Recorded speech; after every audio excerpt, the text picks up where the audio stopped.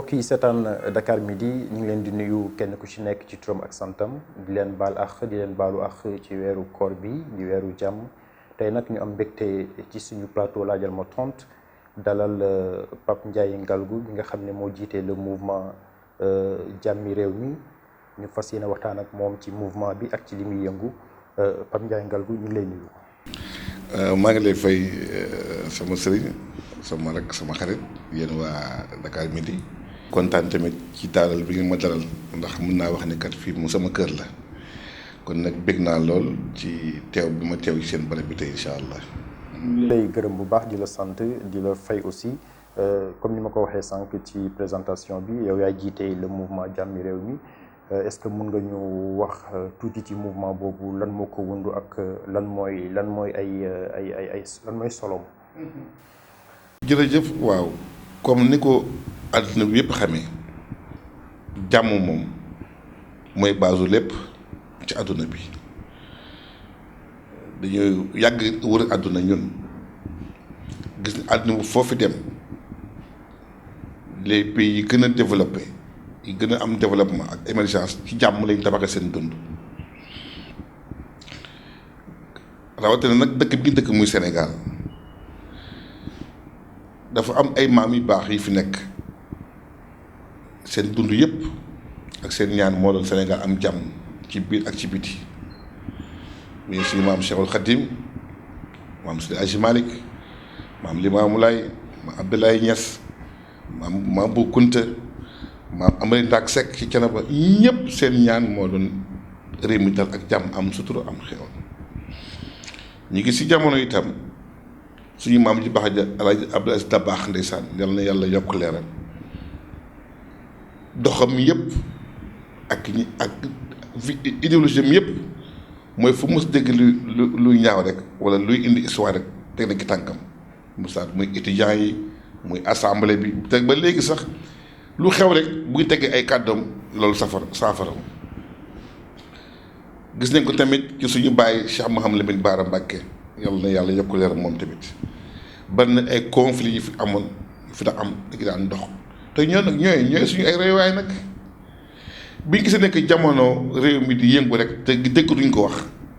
te ñooy suñu ay référence ki lañ jug donte amuñu doole bi amuñu maqaama bi mais am nañ ci yéene ci kàttanu yàlla ak yërmande ki lañ jug nag dem seeti ñuy amul lu ñoom muy suñu waajur yi comme ni ma la wax léegi nii ba ca jëkk dafa am ko bokk ci ñun di doomu suñu baay Al Maktoum tudd Maam Malick Sy dafa def ci bokk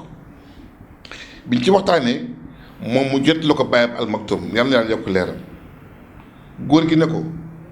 bu leen ko sax a wàcc ndax réew mi soxla na lu mel noonu ne ko neel Pape na dem seet bàyyam sëñ Sidi Moxtaar dem seet sëñ Abdou Aziz Al Amin dem wër kilifa diine yëpp ba ci chrétiens yi sax église na leen seeti macha allah noonu lañ ko defee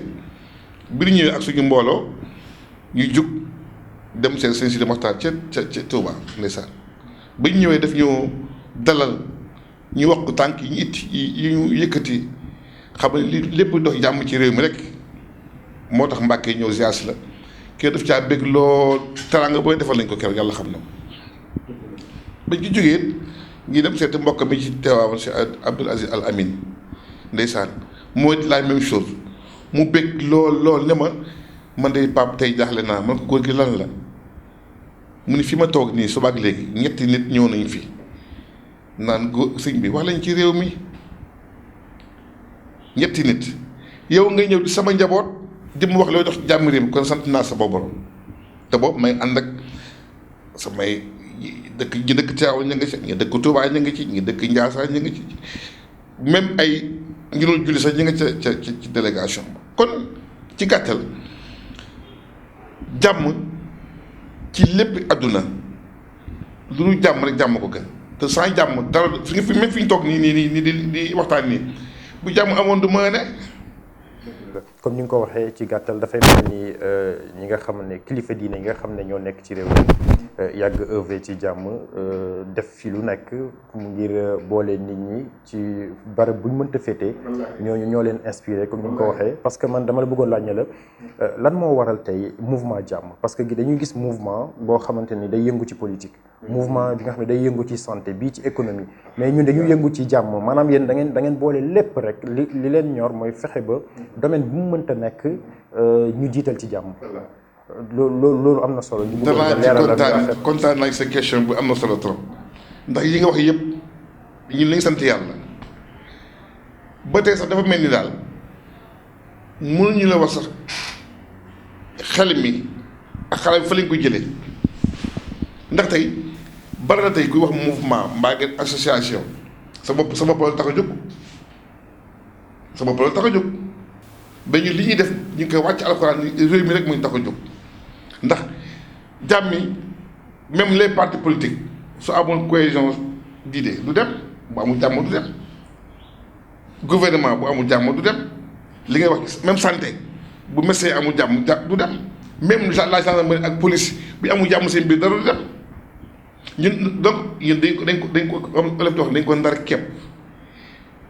ba ci néegi sëy yi ba ci kër yi ba ci quartier yi ba ci marché yi ba ci mécanicien yi ba ci état ba ci gouvernement ba ci opposition ba ci kilifa diine yi bawuñu fenn te nag li gën a neex mooy kuréel gooy ki tudd rek am na ko bokk ci ñun wallaahi nga nekk ci parti politique nga nekk ci syndicat am nañu kenn ku ne am nga membre bu bokk ci ñun kon ñun dañ ko ndar képp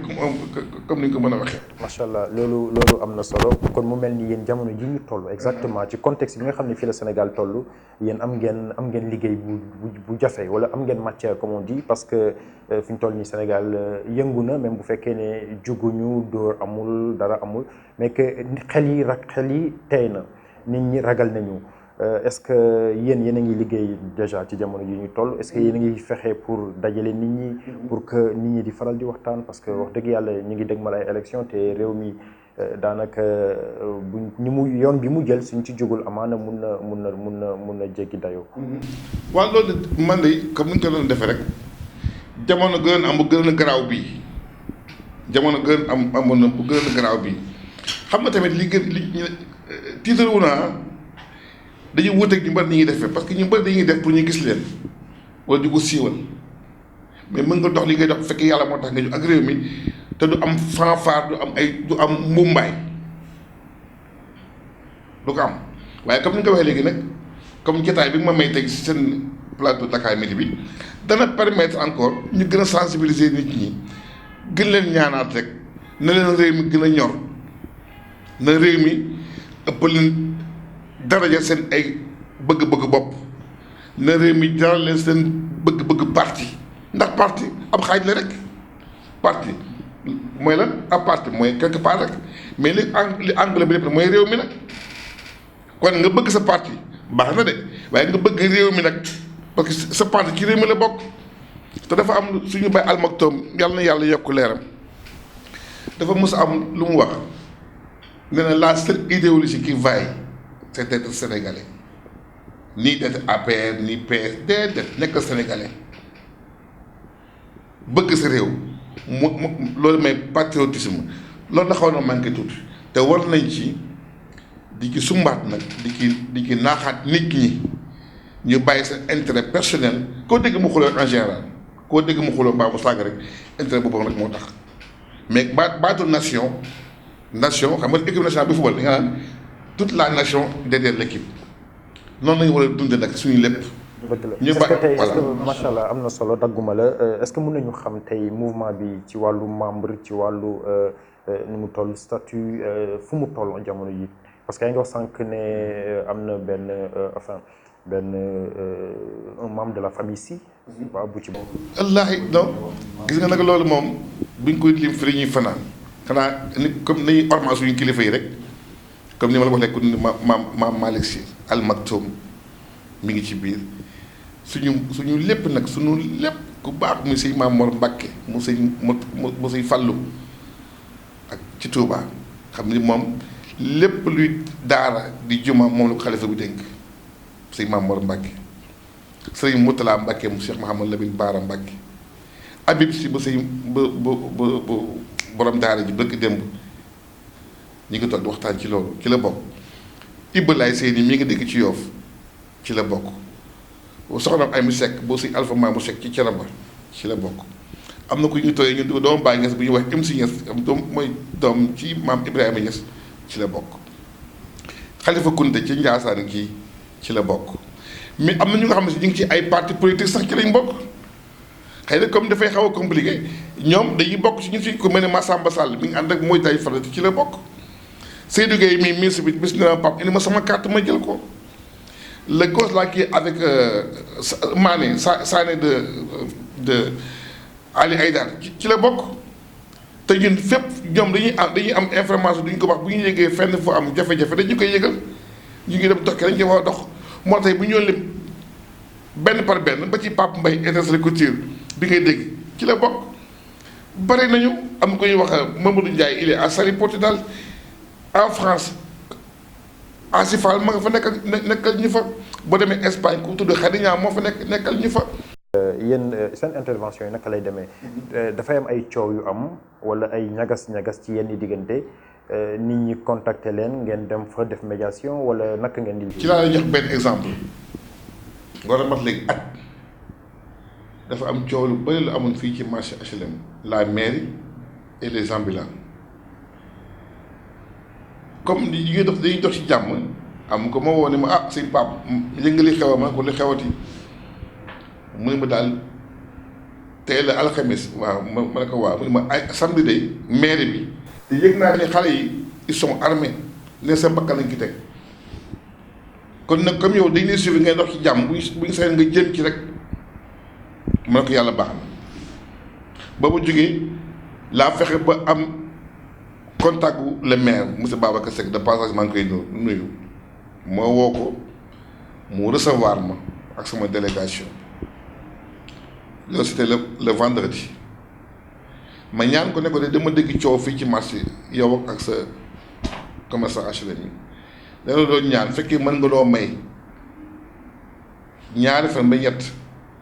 ñi def waxtaan ak xale yi ba déggoo mën a am pour bakkan bañ fay tuuru bañ ko mën a may nga may ñu ko mu ne Moussa Ndiaye kontaan naa ñëw bi nga ñëw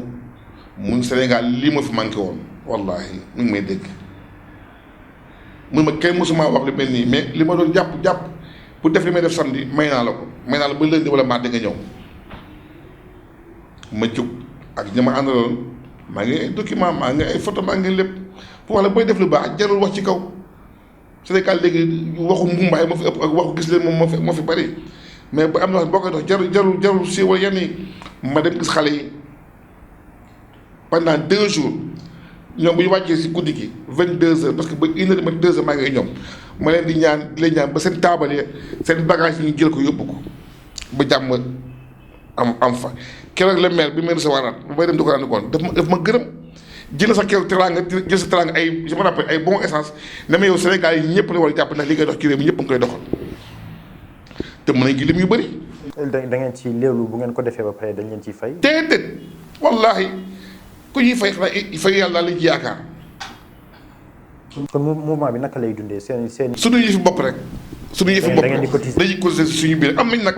ku mel ni Cheikh Alassane Sène ku mel ni Ablaye Ndiaye Ngalgu sama rek ku mel ni Daouda Mbow ku mel ni ñoom Pape Mbaye Étincelle Couture xam nga dañuy assister ndax ñoom ñëpp tamit ci cadre boobu la ñu bokk ci ñëpp ci loolu la ñuy dox. donc am na ñu nga xamante bu ñu yëgee dara rek dañuy suñ Pape foo ne yëg nañ nangam il faut ñu dugg suñu loxo donc loolu ci kàttuñu yàlla boobu ba léegi lem mat 4 ou 5 ans mais yàlla ñuy suturaal ndax gis nga booy def ngi yàlla moo lay fay booy def ngir nit ñi nag nit ñi ñoo lay fay te nit ñi bi la fay benn yoon ñaari yoon dañuy tàyyi bàyyi mais da nga yaakaar yàlla rek yàlla di la fay. loolu am na solo ñu ñëwaat ci contexte élection législative yi nga xam ne fi ñu toll nii daanaka moo lëmbee réew mi comme on dit est-ce que mun nañu xam yéen jamono ji ndax yéen a ngi waajal loolu est-ce que yéen a ngi préparé pour wàcc sur le terrain ñaax les hommes politiques ak les Sénégalais pour que ñu jéem a cultiver la paix ci loolu ci élection yi. nga baal ma sax yaa ngi wax ci affaire élection législative yi dafa am ay benn homme politique yu ma seet si amoon ci man yaakaar pour dugg ba seen liste waaye boobu xam ñu xew ndax ñoom nañ def ba am parti ëpp ñu ma mentalité bi ëpp ñu ma mbooloo bi mais quelque da nga am sa vision bopp pour dugg ba sa liste man leen jamais au grand jamais man jàmmi réew mi moom mu ñor c'est pas pour ni diw laa faral man réew mi laa faral te mën naa li man ay tur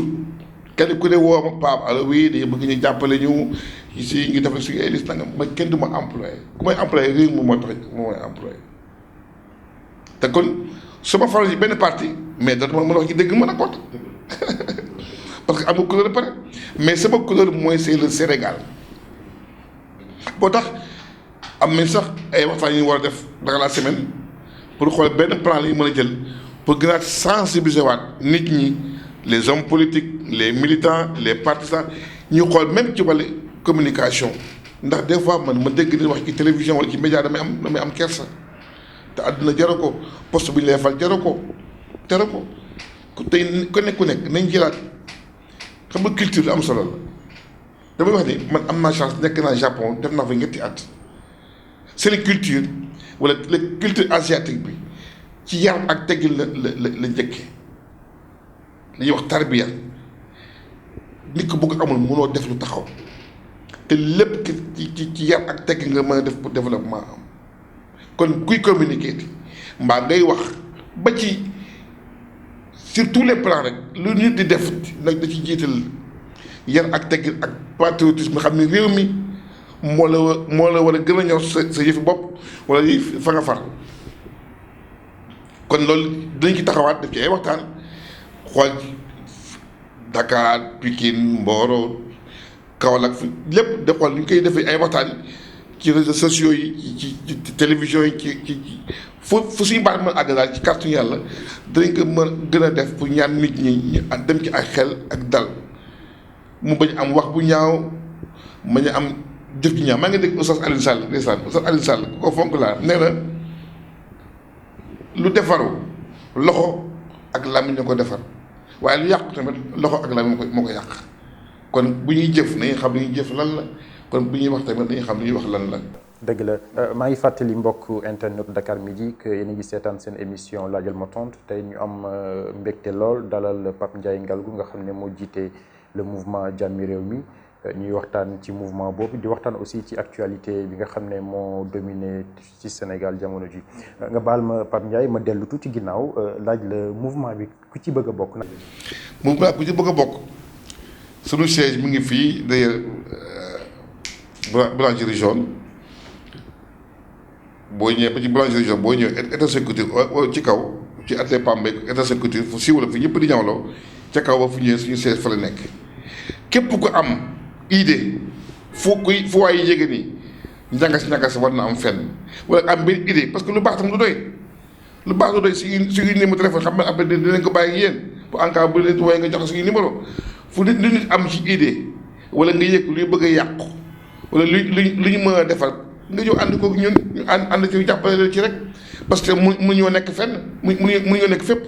kenn ku ne fa nga nekk fa jàmm réew mi rek te boo amee nag ndimbal wala yaakaar boo yaakaar ñu mën nañ ñëw ñu ànd ci defaral la ko mais ku ñëw tamit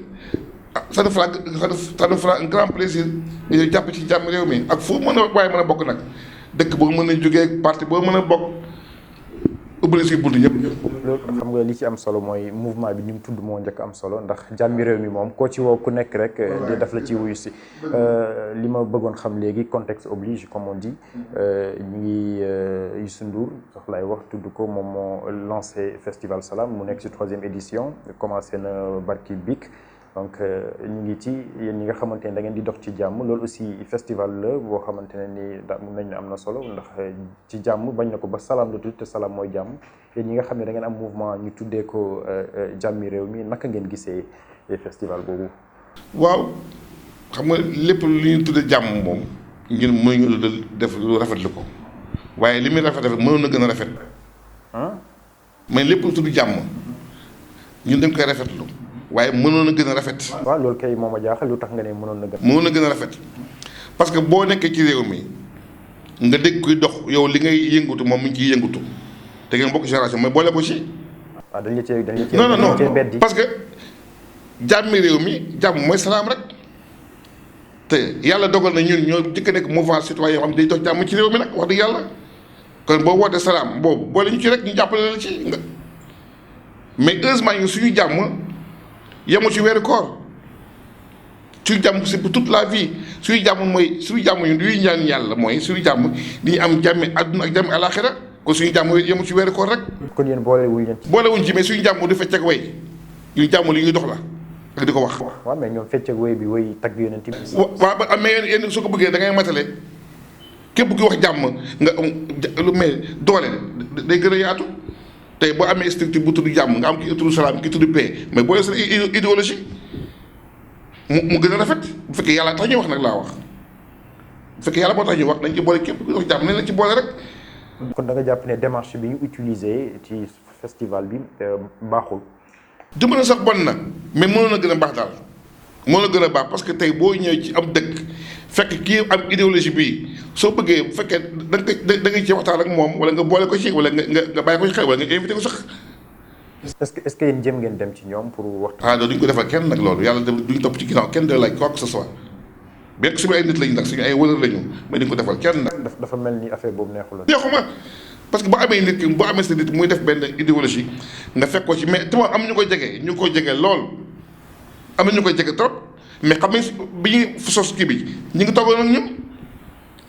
kon bu amee idée bi Youssou am idée bi ci diggante bi mais nañ ñu woo boole ñu ci rek da Youssou ba ma seq ak moom ñooñu ñëpp seq ñu ak moom dara bi léegi ay xale yu ndaw. mën na am Youssou mën na am ne moom yëgu sax di xew mais am na ñu koy jege ñoo xam ne man li may dox. mais jàppal ni mi ngi lay seetaan jam. waaw mais man non dama ne Youssou sama xarit la man bi ñu ànd léegi du léegi mais dama ni xëy na yëgu sax di ñun ñu ngi yëngu ci mën na am yëgu ko sax mais man am na ñu koy jege ñoo xam ne si ba ñu fondement mbir mi ñoom ñu ngi ay yoon ak ñun tey ñu ne ko comme yaa ngi dox salaam mais am na sa benn wële sa doomu ne bu Pape Ndiaye Ngallou mu ngi dox nangam mu gën a rafet mais mënoo leen lu ñëw nga jël ko yow rek c'est pas possible quand même. waaw ci loolu la ñuy daanelee ñu bàyyi la rek nga tàggatoo ak internetu Dakar Midi yi lay seetaan. waaw ma daal maa ngi gërëmaat santaat yàlla bu baax a baax a baax a baax di wax rek ne li muy tëjee mooy Sénégal dafa am lu ko yàlla mooñaaleel àdduna foo dem am na culture ñun may wax ne ginnaaw yàlla am na lu ñu yàlla may mu ay maam yu baax. xam ni seen ñaan yëpp mooy Sénégal am jàmmi àdduna ak jàmm àllaaxira ba pare ñu am lu ñuy wax ci wàllu culture wàllu kal te kale mi ngi bëgg a réer danga bëgg nga dekkalaat ko dama am ay partenaires yu nekk Nigéria dañ ma pose la question ne ma waa Pape yi am lu ñu jaaxal tuuti man leen lan la ñu ni mus ñu dégg Sénégal mu am ay guerre ethnique wala ay coup d'état wala ay reyante daal Sénégal mu ne comme li ma wax léegi nii ma ne comme yàlla mooy lépp nag wax dëgg yàlla ginnaaw yàlla daf ñu may ay maam yu baax ba pare may ñu am culture bu am valeur muy ci wàllu kar yi xam nga ñoom boo demee les Ibo la les Hausa dañu am ay problème ethnique foofu parce que au Nigeria plus de 250 waaw Yoruba ak les Ibo la amuñu boobu affinité comme tey ñi nga xam ne que tey noonu la Joola ak séeréer bi juboo nii la Jóob ak Njaay juboo loolu chance la ci Sénégal kon nañ indiwaat cousinage boobu mooy wax te gis ku sant Jóob ak ku sant Njaay ku sant Fall ak ku sant Jeng ni ñuy collaborer loolu day indi jàmm ci réew mi day indi jàmm ci tous les plans man leen nag ñoom nigériens yi ñun loolu chance boobu lañu yàlla may kon loolu damay ñaanaat réew mi ñu dekkalaat cousinage ak présenté boobu xam ne tey koo gis rek mën nga wax ak moom facilement kon maa ngi koy ñaanaat yàlla ci Sénégal yi ñu dekkalaat loolu dekkalaat waxtaan bi te it ñuy seetaan li ñuy wax nag wax dafa am solo te wax ba xasee génn rek bal la kon kenn ku nekk booy wax xamal li ngay wax lan la et puis loo yéene sa bopp nga yéene ko sa morom parce que àdduna bi dafa jeex ba pare mon frère dara jarale fi lu ñaaw bu dee xaalis alal ngay xëccoo ana bàyyi Jili Mbay rahmatullahi alayhi ana bàyyi Njuga Kebe rahmatullahi alayhi ana suñu wajub Alaaji Ngalagu Njaay rahmatullahi alayhi ñu yàlla teral loolu lañ ko te mais tey dem nañu li ñu fi bàyyi tey mooy wax bu baax ba ak jëf yu baax yi ñaan dimbali jaamu yàlla yi kon wax bu ñaaw surtout nag li may waxaat mooy kilifa bu dee nekkee ndomba tànk nga nekk assemblée wala nga nekk ministre amatoo droit wax buy déranger doomu aadama yi ndax exemple suñu doom yi lay seetaan en grosso modo damay ñaanal réew mi rek kenn ku nekk nga bàyyi xel ci li nga wax xam ni bis dana ñëw bu dee alal la fi nga koy baax bu dee am la bu dee ay kàkkaar la bu dee ak lu ma doon fi nga koy baax kon dañuy jéem a xoolaat rek ñu jëm a nekk ay sénégalais